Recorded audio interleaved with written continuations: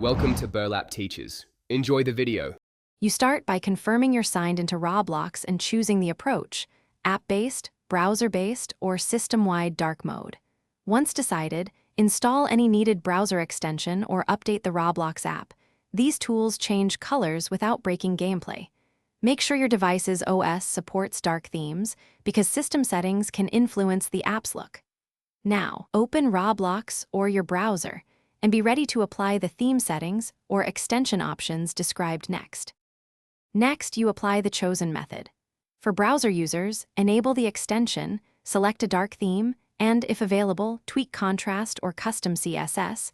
This directly changes Roblox web pages. If using the Roblox app, inspect the settings menu for display or accessibility options and toggle dark or low light modes.